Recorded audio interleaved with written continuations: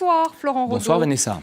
Les suites du scandale de corruption qui touche la FIFA, après les révélations hier de Chuck Blazer, c'est au tour de Jack Warner, l'ancien vice-président de la FIFA. Il a promis de tout révéler. Voilà, il est soupçonné, vous le savez, d'avoir perçu 10 millions de dollars dans des pots de vin dans le cadre de l'attribution de la Coupe du Monde 2010 en Afrique du Sud. Il a finalement pris la parole ce matin. Il s'est défendu de toute corruption, documents à l'appui. Il a même menacé de procéder à un grand déballage sur les transactions financières de la FIFA.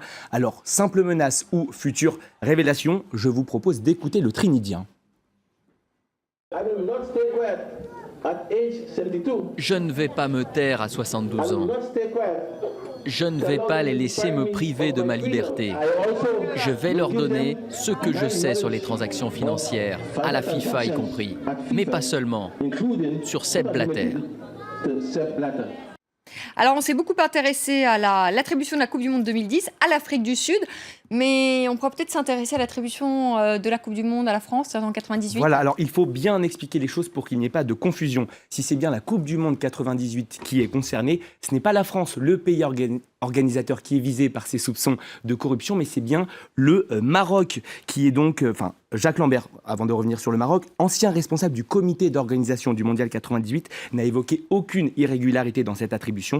En réalité, je vous le disais, c'est le Maroc qui est dans le viseur de l'enquête du FBI. Je vais vous lire une partie du document déclassifié hier par la justice américaine. Blazer était présent lorsqu'un représentant du comité de candidature marocain a offert un pot de vin au complice numéro 1 en échange de sa voix pour le Maroc dans le scrutin pour le pays hôte de la Coupe du Monde 1998. Le conspirateur numéro 1 a accepté le pot de vin. Le Maroc rattrapé donc par ce scandale planétaire.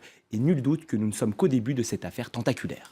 Allez, on parle maintenant de tennis avec la suite du tournoi de Roland-Garros Porte d'Auteuil. On jouait aujourd'hui les demi-finales dans le tableau féminin. Voilà une petite surprise pour commencer. Lucie Safarova a battu Ana Ivanovic dans la première demi-finale. La Serbe qui était pourtant mieux classée que son adversaire aujourd'hui. Une victoire en 2-7 pour la Russe, 6-3, 6-2. Première finale en Grand Chelem pour elle. Samedi, elle retrouvera soit Serena Williams, l'américaine, soit Timea Basinski, la Suissesse. L'américaine qui a perdu le premier set 4-6 et c'est une surprise. Les deux joueuses sont actuellement dans le second set.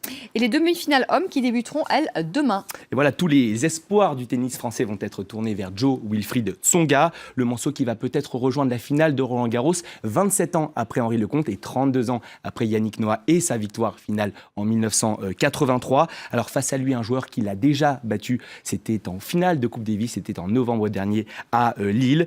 Stanislas Wawrinka qui est tête de série numéro 8. Un match qui devrait débuter aux alentours de 13h sur le central. Dans l'autre demi-finale, Novak Djokovic affrontera Andy Murray. Le Serbe qui sort, vous le savez, on en a parlé hier, Vanessa, d'un exploit phénoménal face à Rafael Nadal. Et alors, il faudra évidemment se méfier du Britannique Andy Murray qui a remporté cette année ses premiers tournois sur terre battue. Un duel qui commencera dans la foulée de celui entre Tsonga et Wawrinka. Et aux États-Unis démarrent cette nuit les grandes finales de basket NBA. Voilà, c'est sans conteste le grand moment pour tous les amateurs de basket. Les finales NBA qui opposent cette année les Cavaliers de Cleveland aux Warriors de Golden State. Match 1, cette nuit à 3h du matin. Il va falloir se réveiller. Alors cette confrontation, c'est avant tout un duel entre deux superstars de la NBA. D'un côté, Steph Curry, MVP de la saison régulière, ça veut dire meilleur joueur de la saison régulière. Face à lui, LeBron James, déjà 2 fois champion NBA avec Miami. Des finales qui se joueront, je vous le rappelle, au meilleur des 7 matchs. On va justement écouter Steph Curry, le meilleur joueur de la saison, et son coach à Golden State, Steve Kerr. Ça va être très excitant, il va y avoir une grosse montée d'adrénaline, car c'est quelque chose que l'on attend depuis très très longtemps. Quand j'étais enfant, c'était un rêve, regarder la NBA, surtout les finales. Je ne pense pas que notre manque d'expérience va nous affecter, car dès que le match a commencé, ce n'est que du basketball.